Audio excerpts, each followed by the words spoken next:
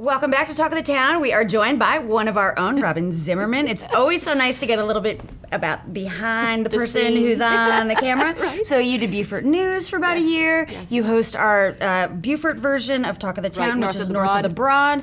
Always love watching you. You always have your finger on the pulse of and things. in turn, I love watching you Thank too. you. Don't we just love each other? We just love back and forth. Okay, we're not going to yap about that right now. Let's get down to business here, brass tacks here. Right. You all specialize, RobynZ Communications. We're talking today about a crisis communication plan. Define that and why it's important. So a business needs, like we all talk about, you need the evacuation plan, you need the fire plan, you need this, but you need the communication plan. All companies, whether they have 5 employees, whether 5,500, most likely they have some strategy plan put together for operations, for logistics. If we have a fire, active shooter, a hurricane, what are we supposed to do? But most companies don't really think about the importance of the communication side. How are we going to communicate with our employees? When are we going to communicate with our employees about a particular situation? What about the media, traditional and social media? So there's the internal communication piece and then the external communication piece. And there's also the sender and the receiver. And then the receiver and how people receive message. All the vehicles of communication now. There's with social media, with attention so span, many, and Zoom now. I mean, we're just bombarded with information, and so companies need to be thinking not only logistics and operations, but also the importance of the communications piece. Because if they don't, they might fix the fire damage or whatever. But if the community doesn't understand really what they did. And if they've been blown to pieces by it, how do we piece this together? Because the first thing people are going to do is they're going to get out on social media with an opinion or with how it made them feel. And negative. And then somebody defends what, no, if we have the plan. If we have the plan, and we've thought it through, we think about our messages, we think about who's going to be our spokesperson, the timing, the vehicle, and then who they get that message to. Who they get the message to, all the various audiences. So you have to think about, your board, your commissioners, your employees, your families.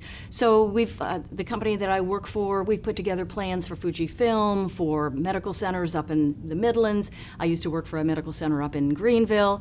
And we really sit and think about how and when are we going to communicate to these various audiences. And if you have the plan, that's wonderful, but you need to exercise a plan. You need to practice a plan. You need to drill. Yeah. On the communication side, you drill the operations piece, but have you really thought about if we have an active shooter, if we have a situation like that? I mean, you don't just look at the training program for a marathon, you actually run.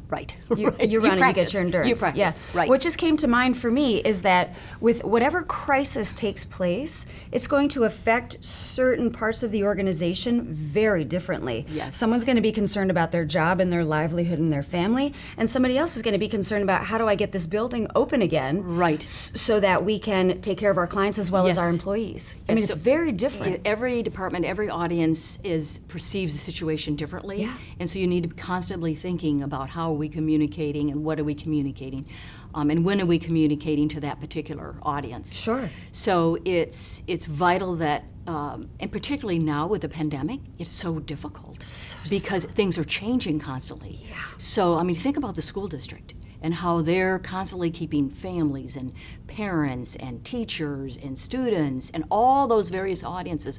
What are they saying right now when there's still so many moving parts? And then they have to say something completely different 2 weeks later.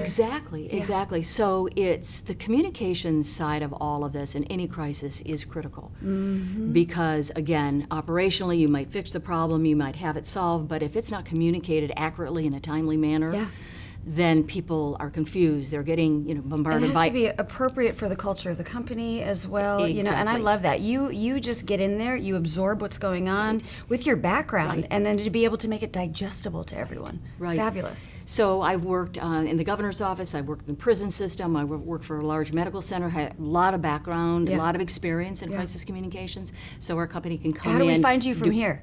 What do we do? RobynZ Communications. RobynZ Or Communications. RobynZComm@gmail.com. You can just email me or you can call me. And then here always, at WHHI. Yeah, there you go. And then always just watch your shows. Because you're fabulous. So much fun to watch. It's so good to Thanks, spend Carrie. some time with you in person. I appreciate it. Yeah. All right, been fun. and thank you so much for watching Talk of the Town. I'm your host, Carrie Dillon, and we'll see you next time.